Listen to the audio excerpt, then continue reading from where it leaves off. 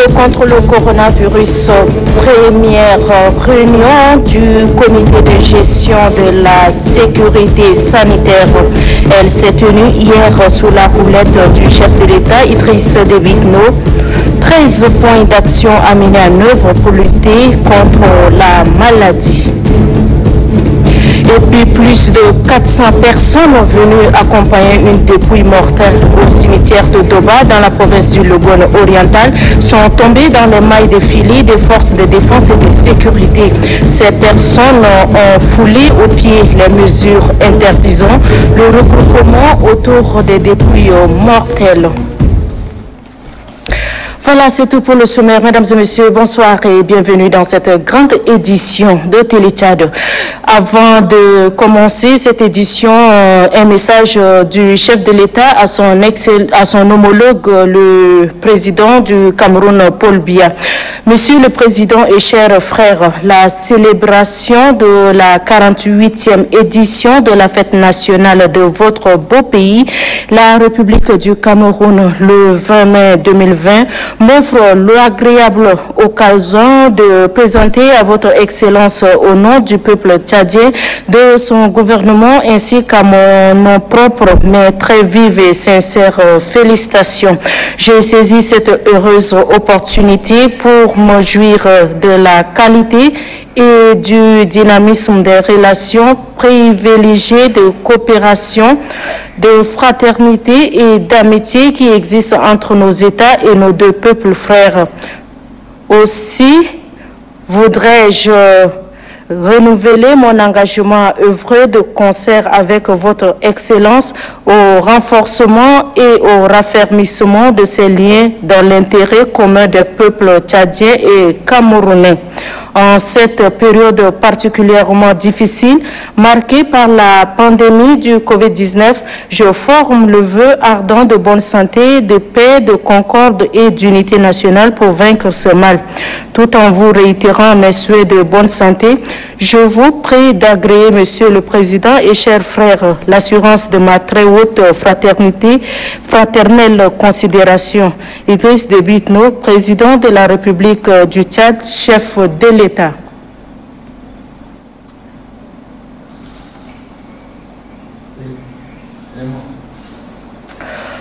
Communiqué officiel.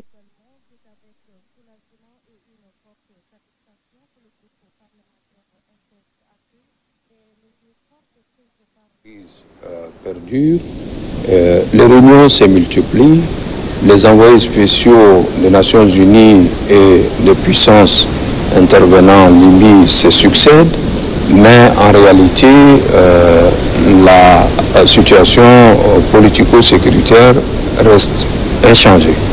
Et l'Union africaine donc a un rôle extrêmement important à jouer dans le rétablissement de la paix dans ce pays.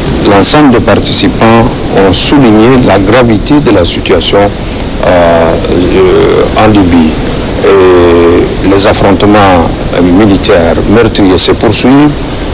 Les partis, malgré les conclusions de la conférence de Berlin qui s'était tenue le 19 janvier dernier et à laquelle pratiquement l'ensemble de la communauté internationale a participé, les partis continuent de recevoir des armes alors qu'il y a un embargo qui a été imposé par le Conseil de sécurité des Nations Unies. Le cessez-le-feu qui a été décrété à Berlin est aussitôt après violé et les partis recrutent des mercenaires et donc il y a des ingérences extérieures ouvertes, flagrantes, et qui complique davantage cette crise. Voilà, vous aurez constaté, c'était là le ministre des Affaires étrangères, de la coopération internationale et de la diaspora, Chérif Mohamed, qui s'exprime sur la gravité de la situation par les participants qui ont pointé du doigt les ingérences étrangères et les violations flagrantes du cessez-le-feu. Selon lui, plusieurs facteurs sur le terrain compliquent cette situation. Dans le même registre, le Tchad, l'un des pays les plus touchés par cette crise, a fait valoir sa position de prince reposant sur la non-ingérence étrangère et un dialogue direct entre belligérants. Dès que les impératifs liés au Covid-19 les permettent, il est urgent d'organiser rapidement un forum inclusif interlibyen. Laisse entendre le ministre Chérif Mohamed. Il est toujours au micro de Djibrino Alouali. Cette crise pour nous est un défi majeur parce qu'elle a des conséquences énormes et néfastes sur notre sécurité, notre stabilité, notre économie et même sur notre situation humanitaire. Et à ce titre, nous sommes un des pays les plus intéressés donc à ce que la paix revienne le plus rapidement possible. Et à cet égard, au nom du chef de l'État, j'ai eu à réitérer les positions de principe du Tchad qui consiste à condamner fermement toutes les ingérences extérieures de quelque forme que ce soit. Et nous avions appelé effectivement à mettre en œuvre les mesures prises consistant à demander à faire partir le mercenaire de la Libye, à faire partir les combattants étrangers de la Libye, à arrêter ou à cesser les ingérences extérieures, à amener les partis à privilégier le dialogue et en cela certainement le forum inclusif interlibyen dont l'organisation est confiée au comité de l'Union africaine, au comité de haut niveau de l'Union africaine sur la Libye, présidé par le président Sassou Nguesso, a tout son sens. Et je pense que nous avions appelé nous aussi de notre côté, et je pense que c'était un peu l'avis de tout le monde, dès que les conditions ou les contingences liées à la situation créée par la pandémie de coronavirus le permettent, il faudrait que ce forum se tienne le plus rapidement possible. Il se tienne à Oyo, à Brazzaville, et il faudrait que, je pense que le Tchad a eu à souligner également l'impérieuse nécessité d'une coordination efficace, cohérente et vigoureuse entre l'Union africaine et les Nations unies. Comme vous le savez, désormais, le chef de l'État, Idriss Déby Itno en personne, qui pilote la riposte contre la pandémie du Covid-19. Un comité de gestion de la sécurité sanitaire est mis sur pied. Il remplace le comité de veille. Ce nouveau comité qui a tenu sa première réunion hier sous la houlette du président de la République, Idriss Déby Itno, a 13 points d'action à mener en œuvre. Aladi Bacharia Issa Angay nous les présente. Le coronavirus, on n'en parlera jamais assez. Cet ennemi invisible qui fait des ravages dans le monde mérite d'être combattu. Pour contrecarrer cette maladie, les plus hautes autorités n'ont pas lésiné sur les moyens. Cette lutte sans merci passe nécessairement par un cadre de réflexion et d'action qui permet au gouvernement d'évaluer la situation et maîtriser la propagation de la maladie au sein de la population. Si l'armée nationale tchadienne a battu à plate couture la nébuleuse secte Boko Haram, rien n'empêche les plus hautes autorités de faire la même chose contre le coronavirus. Pour mener à bien cette lourde mission, le comité de gestion de la crise sanitaire, dirigé par le président de la République, Idriss Déby Itno, a déjà déclenché le combat. À la toute première réunion, tenue ce lundi, plusieurs mesures allant dans le sens du bien-être de la population sont prises.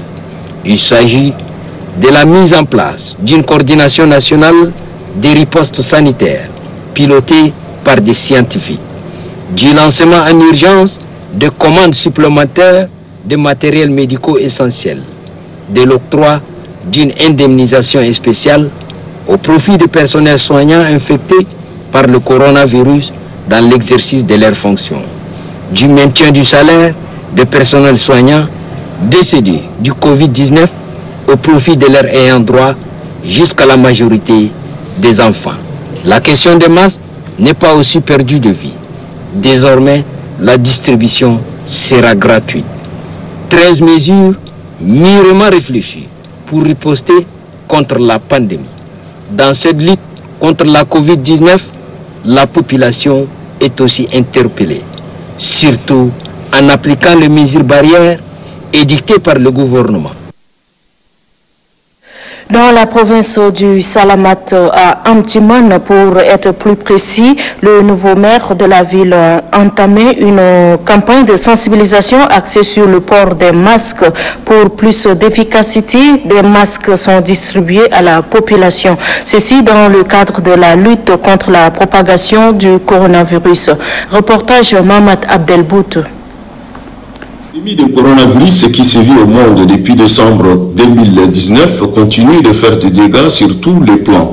Pour remédier aux multiples pertes en vies humaines et les sérieuses conséquences causées par la maladie qui a touché l'ensemble de la planète, l'implication de tous est indispensable. C'est mardi 19 mai, c'est au tour de la commune d'Amtiman d'entrer en action en faveur de la lutte contre la pandémie. Le nouveau maire de la ville d'Amtiman, Ahmad Hassan Bremi, a sillonné la ville pour distribuer gratuitement des masques de prévention contre la maladie à des couches très exposées à la contamination du coronavirus. Le conducteur des motos-taxis, appelés communément clandemins, ceux du tricycle, les vendeuses de fruits et légumes, ainsi que d'autres personnes nécessiteuses ont reçu des masques fabriqués localement. Ahmad Hassan Bremi nous explique l'objectif visé à travers cette activité. Nous avons constaté qu'un manque de masques, c'était ça l'objectif de la mairie, et nous avons confectionné ce masque avec le moyen propre à la mairie que nous avons distribué aux personnes nécessiteuses que vous avez constatées aujourd'hui, telles que les clandemins, surtout les femmes vendeuses de fruits et légumes, et quelques autres personnes nécessiteuses. Le maire de la ville a profité de l'occasion pour lancer un message à la population d'Amtiman pour l'exhorter au respect strict des mesures barrières édictées par le gouvernement. Pour empêcher justement la maladie de se propager, il faut adopter les bons gestes, les mesures barrières bien sûr, d'où une campagne de sensibilisation couplée à une distribution de masques initiés par le mouvement patriotique du Salut. Au centre de cette initiative, le secrétaire général du MPS de la commune de N'Djamena. Varé l'a dit. Le conseil communal du mouvement patriotique du Salut pour la ville de N'Djamena est en campagne de sensibilisation contre le coronavirus. L'union fait la force. Dida Mamar, secrétaire général du conseil communal du MPS pour la ville de N'Djamena, en collaboration avec le secrétaire général du MPS de la province de Hadjalamis, Abakar Moussa Kali, et le secrétaire général du MPS de la province du Chari Bagrimi, Kadr Salikana, procède à la sensibilisation des militants de cette formation politique des conseils des arrondissements. Cette sensibilisation, couplée avec la remise des masques cibles les communes du 1er, du 2e et celle du 3e arrondissement de la ville de N'Djamena. Une sensibilisation qui fait suite à la feuille de route signée par le secrétaire général de cette formation politique, Mamad Zenbada, qui demande l'implication des secrétaires généraux provinciaux du MPS dans la lutte contre le coronavirus au Tchad. N'Djamena a plus de 2 millions d'habitants et il y a des mesures édictées par le gouvernement que les gens ne respectent pas. J'ai fait appel à mes camarades secrétaires généraux de Hadjalamis et de Chari Bagrimi pour venir m'épauler dans ma campagne de sensibilisation auprès de la base. Dida Mamar est appuyé par ses collègues secrétaires généraux provinciaux du MPS du Chari Bagrimi, Kadr Salekana et de Hadjalamis, Abakar Moussa Kali. Il sollicite le soutien de la base pour freiner la chaîne de contamination de cette pandémie sur toute l'étendue du territoire national. Cette sensibilisation a été accueillie par les militants du MPS des conseils des arrondissements. Tous entendent faire le porte-à-porte pour sensibiliser la population sur les dangers que représente la maladie à coronavirus. Un environnement sain pour lutter contre la maladie à coronavirus. Ce matin, le siège de l'ONAMO a été désinfecté. Une opération menée par la société de nettoyage Nada Global qui, comme vous allez le voir à l'instant, désinfecte aussi les marchés de la capitale. Mohamed Seyd Abakar.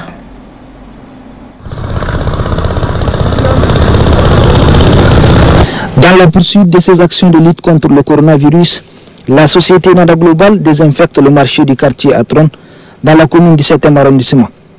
Cette matinée de lundi Tout le marché a été pulvérisé. C'est pour casser la chaîne de contamination que Nada Global a choisi de désinfecter ce marché. Un geste salué par le maire, deuxième adjoint de la commune du 7e arrondissement. Avant tout, je remercie d'abord cette entreprise. Je pense qu'avec ces actions, nous, on va quand même éradiquer cette maladie de notre pays. Voilà, l'action est claire, tout le monde sont là, et puis c'est visible. Je pense qu'en entrant ce matin, le marché a trôné déjà, presque même compté.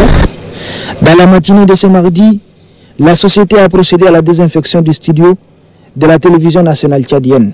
La télé nationale est la miroir de notre pays. Et les journalistes, ils sont toujours à la première place. Ils sont toujours, depuis la pandémie était là, ils sont toujours là, nuit et jour. C'est pour cela que je suis décidé aujourd'hui de désinfecter les studios Renaissance. Et je vais passer encore à la radio nationale aussi. L'action de cette société n'a pas laissé insensible le directeur technique de Téléchat, qui a remercié au nom du ministère de la Communication et de l'ONAMA les responsables de Nada Global. Le ministère de la Communication à travers la direction générale de l'ONAMA, particulièrement la direction de la télévision et toute l'équipe de la télévision. Nous voulons dire merci à la direction de Nada Global qui a fait un geste humanitaire pour lutter contre la pandémie Covid-19, pour protéger tout le personnel du média qui fait un travail de titan et qui est au service de la population pour différentes sensibilisations. Nous voulons être reconnaissants de leur action pour la protection de la vie des personnels de la télévision. La société Nada Global ne veut pas s'arrêter là. Des opérations de désinfection sont annoncées dans d'autres lieux publics. Le Centre d'études pour le développement et la prévention de l'extrémisme pour la charité, en collaboration avec l'association Al-Hada, a lancé un projet baptisé Sourire Famille. C'est pour soutenir les démunis en cette période où le pays fait face à une pandémie en plein mois de Ramadan. Omar Idriss. Donner du sourire à tous, surtout aux personnes vulnérables, est le leitmotiv d'un projet qui vient de démarrer ses activités. Une initiative du Centre d'études pour le développement et la prévention de l'extrémisme en collaboration avec l'association Al-Nada. Ce projet, dénommé Sourire Famille, vise à redonner espoir et sourire aux personnes vulnérables en cette période du Ramadan et de crise sanitaire. C'est un don composé de sacs, du riz, du sucre et des pâtes alimentaires qui a été remis aux retournés de la République centrafricaine du camp de Gaoui. Le projet a été possible grâce à une jeune fille en deuxième année universitaire, elle est franco-tchadienne, elle est en France. Et quand elle a vu quelques images de démunis, elle a été affectée par cela, elle nous a envoyé 500 000 pour donner à plusieurs familles démunies. Maintenant, nous on lance un appel à la diaspora tchadienne et aux gens de bonne foi, de bonne volonté, pour qu'ils puissent aider ce projet afin qu'on puisse venir aider quelques familles. Après Gaoui, la délégation a choisi une autre famille nécessiteuse pour lui remettre des vivres et une enveloppe de 25 000 francs CFA.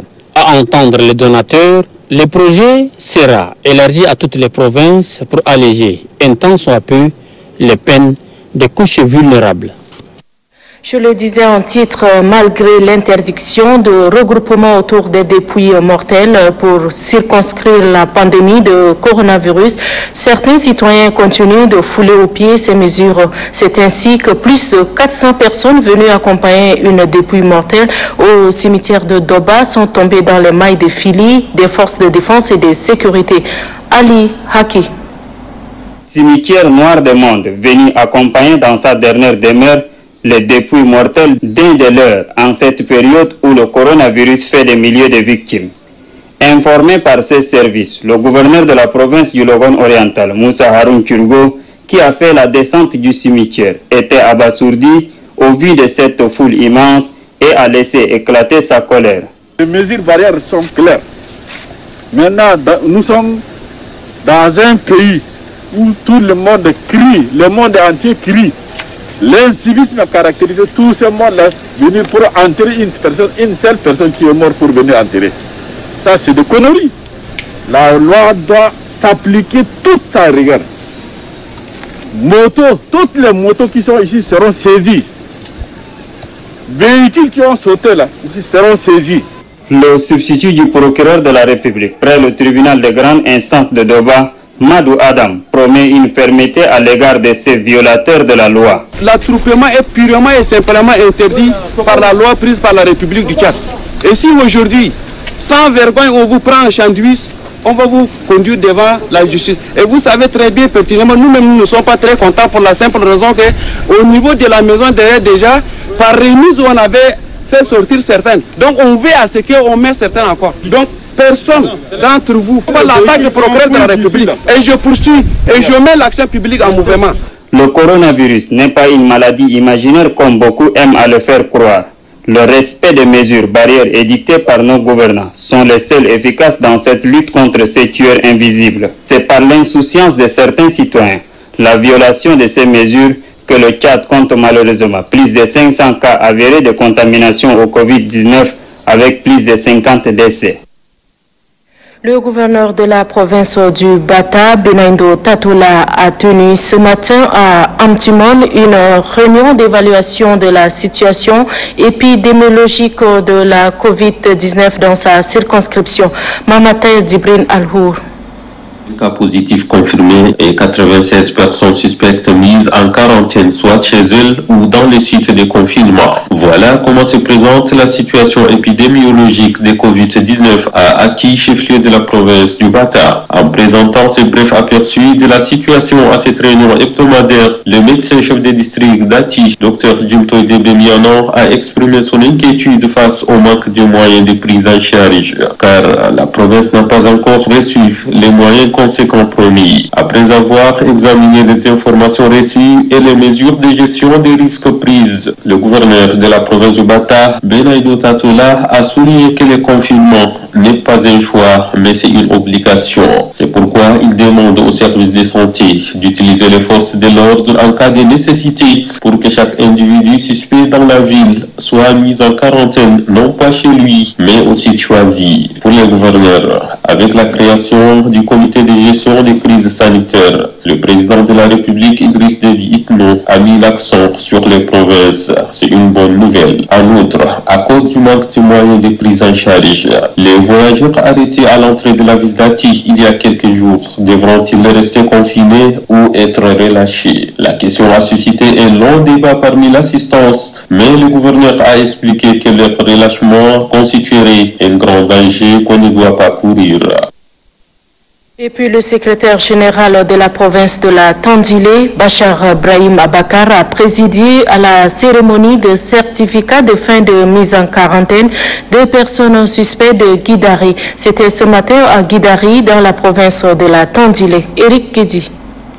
Les 34 personnes fiant au Covid-19 de la capitale N'Djamena sont confinées depuis 2 semaines à l'école officielle de Guidari. Ils ont atteint la date limite de 14 jours de leur quarantaine. C'est suite aux nombreuses mesures prises par le gouvernement tchadien pour gérer la pandémie de coronavirus que ces personnes essayent de revenir au Bercail, c'est-à-dire le village. Le délégué sanitaire provincial de la Tandulé, Dr Joas Nabaye Élysée, a dans son intervention souligné que vous êtes certes libre aujourd'hui, mais cela ne veut dire pas que vous êtes déjà épargné du mal. Vous devez toujours respecter ces mesures barrières prises par le gouvernement afin de réduire les risques de la propagation de cette maladie à coronavirus, a-t-il renchéri. Officiant à la cérémonie, le secrétaire général de la province de la Tandjili, Bachar Brahim Abakar, a tout d'abord remercié la population de la sous-préfecture de Guidari pour leur assistance matérielle, morale apportée à leurs frères mis en quarantaine. Remettant officiellement le certificat de fin de mise sous quarantaine, Bachar Brahim Abakar a exhorté les ex-confinés d'être des ambassadeurs dans leurs localités respectives. De l'art pour combattre la propagation de la pandémie du coronavirus. Éveilleurs de conscience, les artistes sont aussi sur le front face à cette maladie. Leur engagement bien s'est manifesté dès le début de la pandémie, des efforts salués par les autorités qui les impliquent pleinement dans ce combat. Une première selon le coordonnateur de la coordination nationale des artistes tchadiens. Il s'en réjouit. Un extrait de ses propos. c'est pour la première fois que le ministère de la Culture, du Développement touristique, de la Culture et de l'Artisanat a demandé ouvertement aux artistes, à travers leurs structures fêtières, de pouvoir se mobiliser contre la maladie. Ça nous a vraiment fait plaisir. Et au cours de cette réunion du 9 mai, là, c'est vrai, les artistes ont fait de très belles propositions. Et c'est ce qui a fait que ils ont décidé de mener désormais des actions concertées. Voilà, et par filière. Donc, mettre en synergie les efforts. Enfin, la créativité artistique, toute la réflexion a débouché sur une action qu'on a baptisée Grande riposte artistique contre le Covid-19 au Tchad.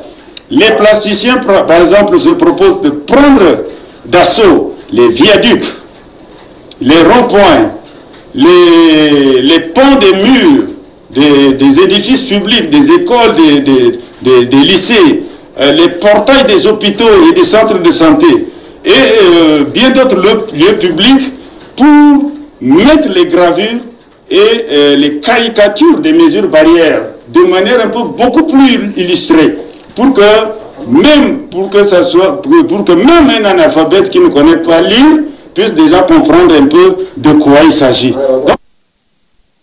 Dans la province du Borkou, le nouveau gouverneur, le général Ahmad Kardayo Hissène, a pris fonction et remplace le général de division Ali Maïdé Kébir. C'est le directeur général du territoire et des collectivités territoriales décentralisées qui a présidé la cérémonie officielle d'installation. Dido Adoum Hakimo. 7 mois passés à la tête de la province du Borkou, le général de division Ali Maïdé Kébir passe la roulette à son successeur, le général Ahmad Kardayo Hissène. Le gouverneur sortant, le général de division Ali Maïdé Kébir, a dans son allocution primo présenté la carte postale de cette circonscription administrative, avant d'énumérer quelques défis à relever qui se résument autour de la sécurité des personnes et de leurs biens, le trafic de tout genre, des stupéfiants, leur paillage et bien d'autres. Il a en outre exhorté les proches collaborateurs à divers niveaux à apporter le même appui et contribution à son successeur dans l'accomplissement des tâches qui lui sont assignées. Le directeur général du ministère de l'administration, du territoire et des collectivités territoriales décentralisées, Gondoul Vikama, a dans son adresse félicité le gouverneur entrant.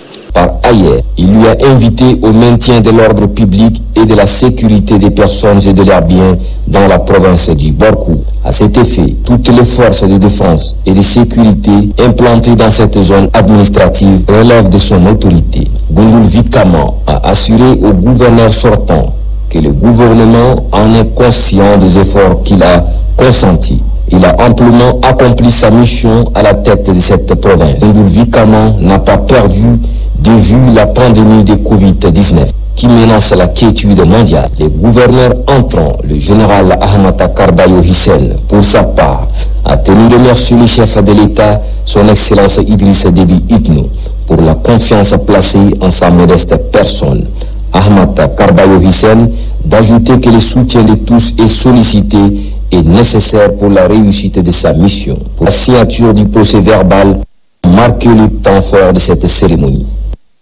La zone de défense numéro 5 du Mouinchari a un nouveau commandant. Il s'agit du colonel Abdoulaye Tissiro. C'est le chef d'état-major de l'armée de terre 2e adjoint qu'il a installé dans ses nouvelles fonctions. Bérou Benoît. Cette cérémonie a vu la présence du gouverneur de la province du Mouinchari, Djiber Yunus, des autorités administratives civiles, des responsables des forces de défense et de sécurité et d'autres invités de marque. Suivi du passage en revue des troupes par le commandant la zone de défense numéro 5, après le passage de l'étendard au commandant la zone, le chef d'état-major de l'armée de terre, le général de brigade Ismaël Ibrahim Assabala demande aux officiers, aux sous-officiers hommes de rang, d'observer désormais les instructions de leur nouveau chef et lui obéir en tout commandement pour la réussite de leur mission de sécurité qui leur assied dans leur ressort territorial. C'est par décret numéro 301 du 19 avril 2020 que le colonel Abdoulaye Tissero Erdi est nommé commandant la zone de défense numéro 5. Et puis, dans un communiqué, le ministère de la Santé publique informe l'opinion nationale et internationale qu'en date du 19 mai 2020, la situation épidémiologique de la maladie à coronavirus au Tchad se présente comme suit. 144 échantillons analysés, dont 141 cas suspects et 3 contrôles. 26 nouveaux cas confirmés, 22 guérisons, portant le total à 139.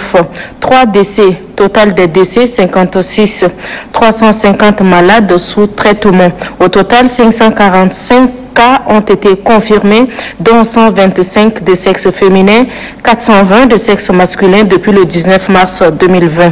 À ce jour, 10 provinces sur les 23 sont touchées, à savoir N'Djamena 521, le Bata 1, le Kanem 3, le Lac 4, le Logone occidental 1, le Logone oriental 4, le Mayokebi Est 2, le Moyen-Chari 2, le Wadaï 3 et le Wadifira 4.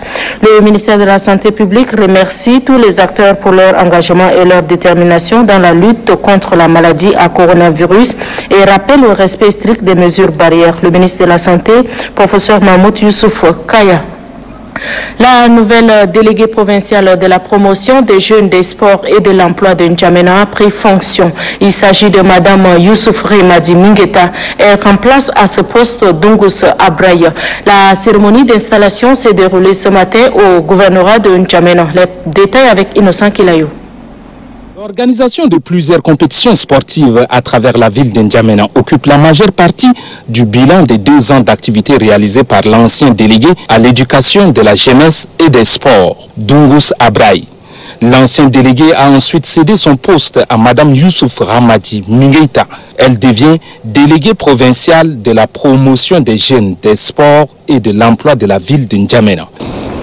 Madame Youssouf Ramadi Mingeita, en vertu des pouvoirs qui me sont conférés par les textes de la République, je vous installe officiellement dans vos fonctions de délégué de la promotion des jeunes, des sports et de l'emploi pour la province de N'Djamena. Le délégué général du gouvernement auprès de la commune de N'Djamena exhorte la nouvelle déléguée provinciale de la promotion des jeunes, des sports et de l'emploi à rendre visibles ses attributions. Entraîneuse de basketball et ancienne directrice des sports féminins, la nouvelle déléguée provinciale de la promotion des jeunes, des sports et de l'emploi promet de bien mener cette nouvelle fonction. Le concassage du béton et des pierres en gravier est une activité pénible. Elle l'est encore plus pour les femmes. Ces dernières qui se livrent à cette activité sont nombreuses et le ministère de la formation professionnelle et des petits métiers leur offre une autre alternative, des microcrédits pour entreprendre. Mais avant d'entrer dans la phase opérationnelle, le ministère sensibilise ces femmes. Une descente sur le terrain est faite. Damgelib Nejouel. La trentaine révolue, Acha Fachir est une concasseuse. Son quotidien est rythmé par la transformation en gravier des pierres et autres matériaux récupérés sur les sites des bâtiments démolis. Acha Fachir témoigne que son objectif est d'avoir des moyens pour regagner le travail de la terre qu'elle exerçait dans le passé. Aujourd'hui, une opportunité s'ouvre à elle et à d'autres femmes exerçant aux alentours de l'École nationale supérieure des travaux publics. On est là aujourd'hui pour pouvoir partager avec eux notre souci de ne pas les voir ici et aussi pour voir, pour demander leurs besoins réels. Qu'est-ce que, si jamais on venait les aider, qu'est-ce qu'elle aimerait qu'on fasse ensemble pour qu'elles ne restent plus dans ce milieu-là. Pour nous, c'est d'abord les sortir, mais pas les sortir pour les laisser chez elles, mais les sortir de là parce qu'on voudrait qu'elles changent d'activité. Si elles veulent une petite formation et fabriquer des choses pour rester devant chez elles et vendre, je crois que ça sera beaucoup plus bénéfique pour nous et pour elles aussi. Cette nouvelle, les concasseuses l'accueillent avec joie. Elles se sont relayées pour dévoiler chacune le domaine dans lequel elles envisagent entreprendre, et ce, avec l'aide du gouvernement. À la sortie nord de la capitale, les responsables du ministère de la formation professionnelle et des petits métiers sont allés également à la rencontre des concasseuses exerçant aux bordures de la nationale. Il leur est proposé de saisir l'opportunité de l'octroi de microcrédits qui leur sera proposé. L'actualité oblige, les concasseurs sont également sensibilisés sur le respect des mesures barrières pour éviter la contamination de la Covid-19. Dans l'après-midi du 17 mai, une pluie accompagnée d'un vent violent a causé d'énormes dégâts dans le village Mandakouti, dans le canton Keni, département de Gagal. Le gouverneur de la province du Mayukebi-Ouest, Adoum Forte Amadou, informé de la situation, est descendu sur le lieu pour constater les dégâts. Récit d'Oba Djongsala. Toitures arrachées, des maisons écroulées, sous les décombres, les sacs de céréales broyés, une perte en vie humaine, plusieurs blessés en soins à l'hôpital et district de Gagal. Voilà le désastre laissé par la pluie violente qui s'est abattue ce 17 mai sur le village Mandakouti dans le canton Keni, département de Gagal. Informé du sinistre, le gouverneur s'est rendu sur les lieux pour constater les dégâts et surtout pour compatir avec les familles touchées. Parcourant le village, il a eu à mesurer l'ampleur de la catastrophe. C'est un événement qui est très dur pour toute la population de la province du Mayukebi-Ouest. C'est le début de la saison de pluie et la toute première pluie a déjà commencé à faire le dégât. À l'immédiat, le gouverneur a remis des cartons de pâtes alimentaires, des bidons d'huile et des kits de lavage de mains aux sinistrés. Désormais sans abri, comment feront-elles? Ces victimes pourraient prendre leur vie normale, étant donné qu'il n'y a plus de paille pour refaire les toits et que la période empêche de fabriquer les briques. C'est pourquoi le gouverneur lance un appel aux organismes humanitaires et à toute personne de bonne volonté de venir en aide à cette population en désarroi. Enfin, l'évêque du diocèse de Doba, Martin Wengue-Bani, a présidé la cérémonie de présentation de la première Bible traduite en Gambaï dans l'enceinte de l'évêché de Doba, compte rendu avec Dimra Bossi.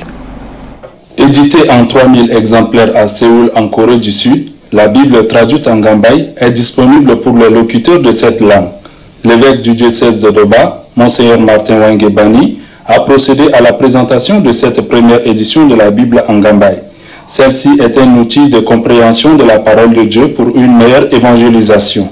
Après la prière d'ouverture, s'en est suivi une démonstration de la lecture de la Bible en Gambaï tirée de la deuxième épître de Timothée au chapitre 3 et le verset 16. L'évêque du diocèse de Doba s'est apaisanti sur l'importance de la Bible en Gambaï. Les passages de l'Écriture sont inspirés par Dieu. Celle-ci est utile pour enseigner, dénoncer le mal, redresser, éduquer dans la justice. Grâce à elle, l'homme de Dieu sera bien armé. Il sera pourvu de tout ce qu'il faut pour un bon travail. L'un des défis pastoraux majeurs de l'Église au Tchad étant l'inculturation de l'Évangile, la traduction de la Bible en langue gambaï sert d'un instrument d'évangélisation pour les pasteurs et les catéchistes et demeure une source de méditation au niveau local, soutient l'évêque. La Bible en Gambaï est disponible à Mondou, Pala, Lai, Sar, Doba, Gorée, Mongo et N'Djamena. Renseigne Monseigneur Martin Wengue-Bani. Voilà, c'est ici que se referme cette grande édition. Mesdames et messieurs, merci de l'avoir suivi. Surtout, prenez soin de vous. Bonsoir.